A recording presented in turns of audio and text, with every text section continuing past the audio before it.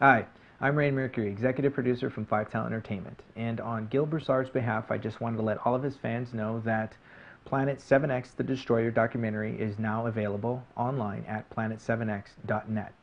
Also, too, Gill Broussard was also featured in the Watchers series in Watchers 9 Days of Chaos.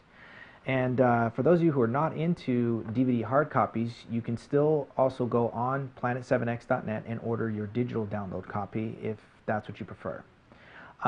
In addition to this video, I'm adding a small bonus feature of a little bit of the behind the scenes of the interview time frame that I had with Gill Broussard.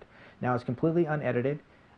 It really is just sort of a bonus feature that we do talk about in this documentary, but Gill Broussard explains a little bit about how this Planet 7X interrelates to where we're at on the timeline of Revelation. And it was a moment where something caught my attention, and I was hoping that Gill could maybe refine his explanation for me. And I completely forgot that the cameras were still rolling. I actually thought I had hit stop, but instead I actually got this segment. And I thought it would be appreciated to all the fans who are really into Gill Broussard's research and really trying to, get to the bottom of whether or not this planet exists. So again, for those of you who are interested in ordering your copy, again, go to planet7x.net.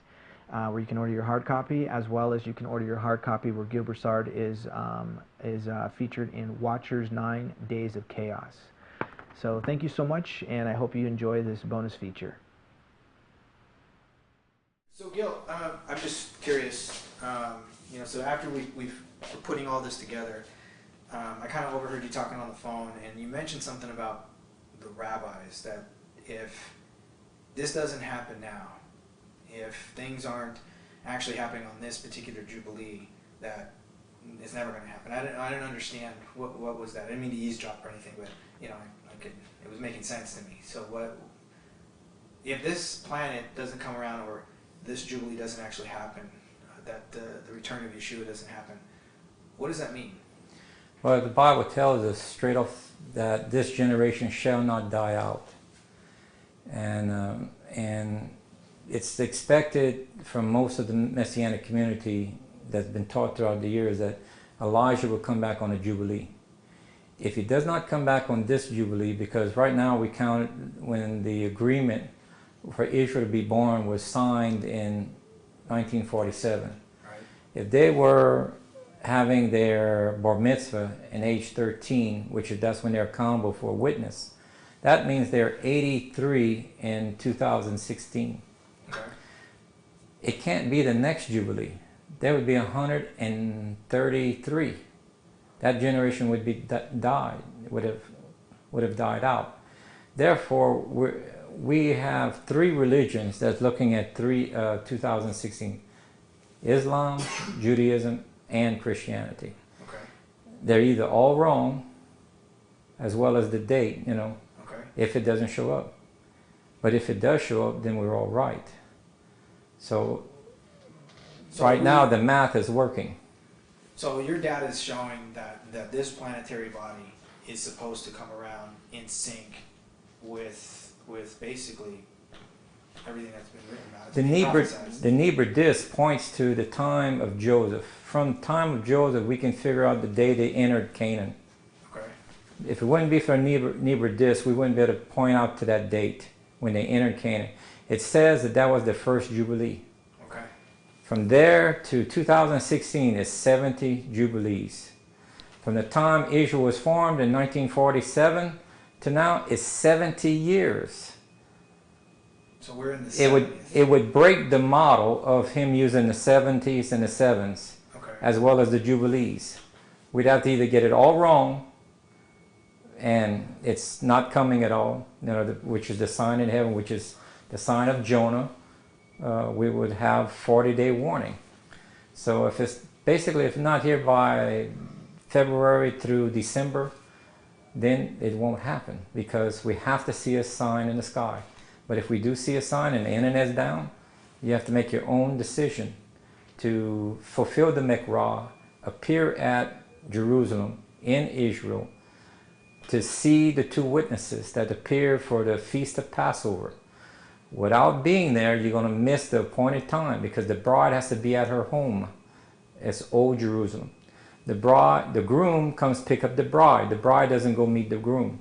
In other words, that's her home. So they're picked up at Mount Zion in Jerusalem and is brought to a place of safety in the wilderness, it says. And it says it's only a remnant. Remnant is a subset of a church, not the entire body.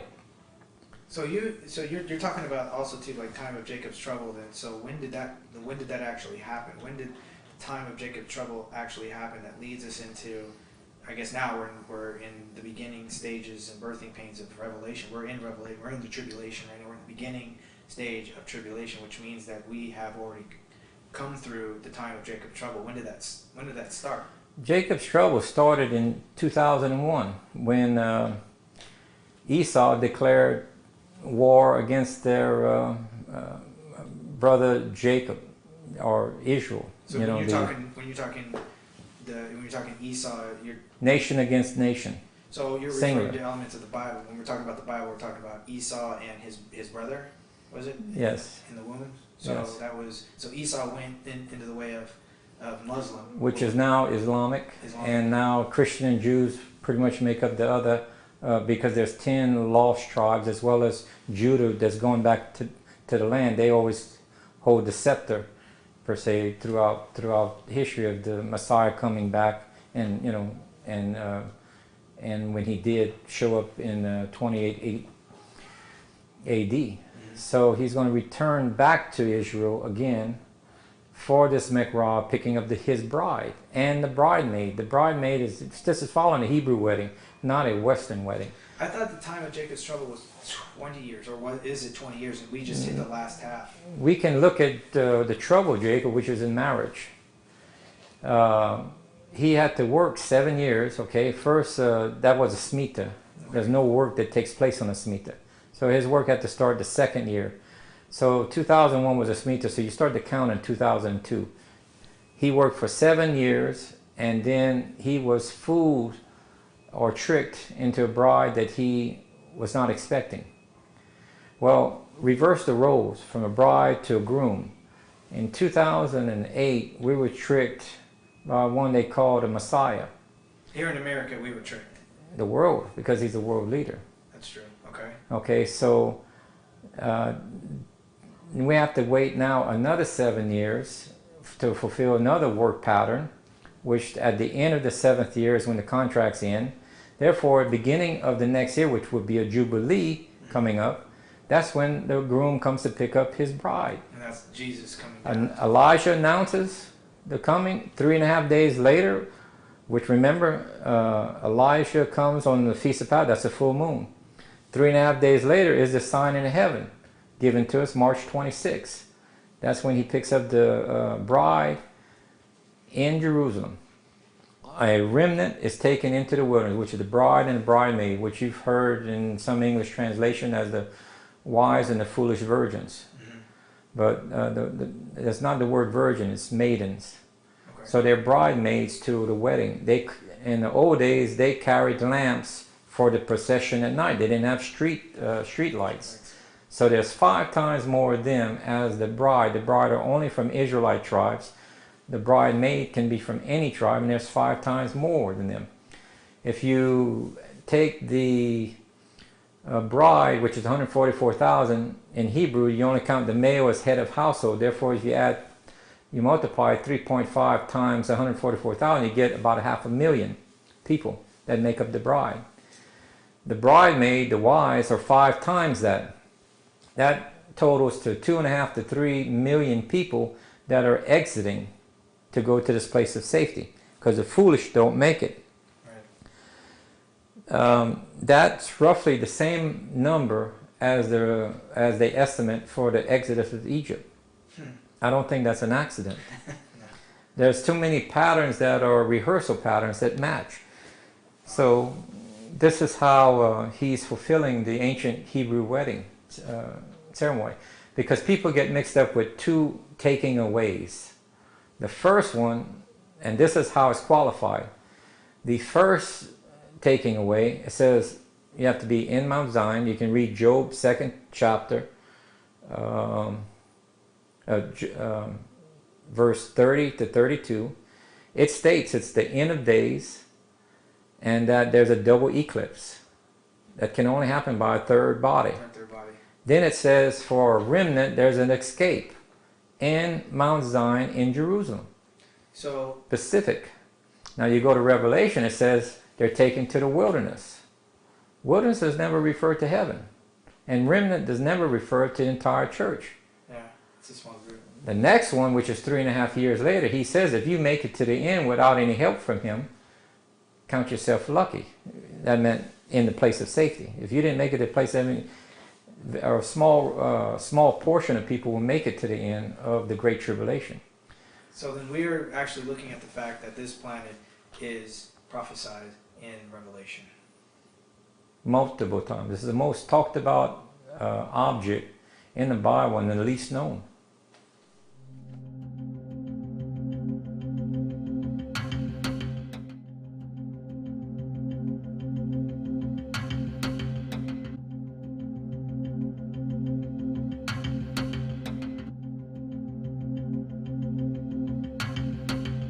The biblical records tell us we must see a sign in the sky, sign in the sky. There's a huge, hidden, heavenly body lurking at the outermost reaches of our solar system. Now, to a wicked and adulterous generation, they will ignore the sign. They will ignore the sign. They will ignore But we the can sign. see, we can determine, hey, that's a sin unto death. Unless we get on our high horse, people committed terrible deeds in the name of Christ. You have escalation of volcanic activity, earthquake, fish and bird life dying. We have the magnetic north, we have the sun acting up, and we have perturbation of comets and planets. These are the signs. Anybody with any sense that has science background say, we have a problem, we have a problem, we have a problem. They made instrument contact from my studies was in 1992. Now in 1992 they went totally silent on the subject of planet. There were no longer publications, everything just went silent. It is the most talked about object in the Bible and the least known. They said 1/3 of trees, 1/3 of grass, and later they say 1/3 of the rivers. Only half of the earth can be hit. So what half of the earth has 1/3 of the continental crust?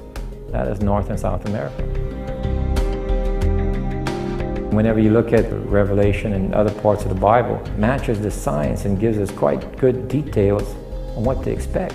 I mean, they give things like the earth will, at one point, is hit by a fiery mountain so hard that the earth wobbles like a drunkard hut in the wind. That's a viewpoint from space. They didn't know the earth was a globe. They thought it was, how do you shake a globe like a hut in the wind if they thought it was flat, supposedly. I think I'm the first, in fact I know I'm the first one that was able to find data, actual hard data, or maybe that's why they're still keeping me around. Planet X, according to the model at the present, is in between Jupiter and the asteroid belt. So I say to people, wake up.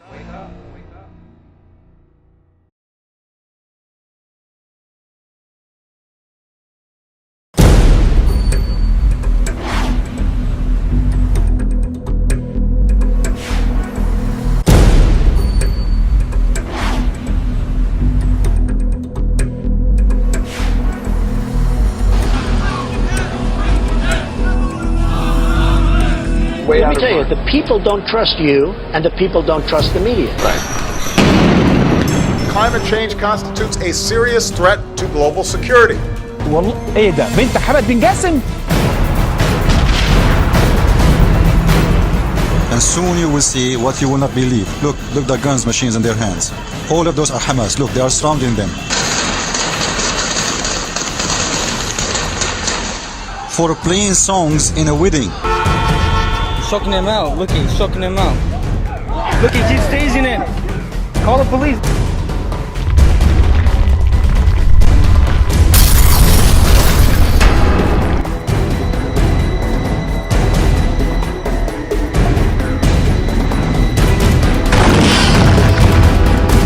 For over 2,000 years we've been warned.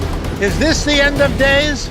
Are ancient prophecies being fulfilled? Wars and rumors of wars. Hezbollah is Iran's poodle, but they do have 100,000 rockets. Even if Iron Dome intercepts 90% of them, you're talking about 10,000 rockets hitting Israel's population centers. In only 2 years, we've seen 4 blood moons.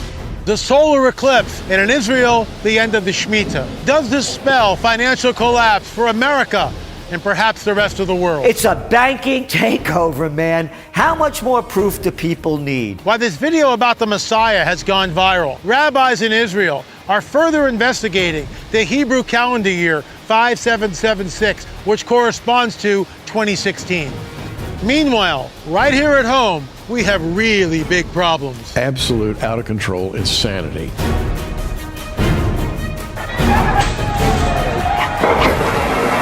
Absolutely no clothes on? No!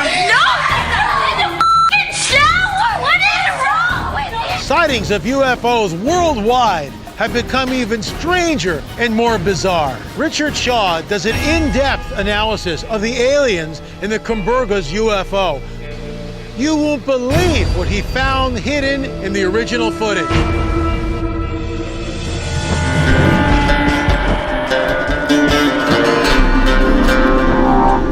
In a desolate, forgotten place in Iran, a mysterious guest has appeared and is dictating the words of a very ancient and well-known text. Yes, a man comes every night wearing all white. Guess what he had? The whole book of John. Gary Stearman and Bill Salas are back with new prophetic insights. They're joined by Chief Joseph Riverwind, who gives a very unique perspective from a Native American point of view.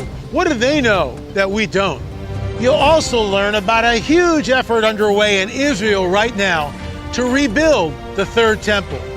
We interviewed Alvin Conway from the Extinction Protocol, who gave us hard evidence that earthquakes and volcanoes are reaching historic levels. But I think everybody is in agreement that the planet is headed for some very, very, very dark days. Dr. Brooks Agnew returns, and this time he's giving us information about Jade Helm. This operation has HELM added to it. And what I understand that acronym stands for is Homeland Eradication of Local Militia. He also weighs in on what an electromagnetic pulse weapon, an EMP, is all about. What would happen if the bees died off and the 7-year drought continues in California? Would this in fact create a cascading event? Finally, we are told men will faint from fear from what is coming upon the Earth. Is Planet X real? The topic just won't go away. Researcher Gill Broussard joins us. He spent years researching the Planet X phenomenon, specifically from the viewpoint of ancient biblical texts. Could we see Planet X arrive in 2015?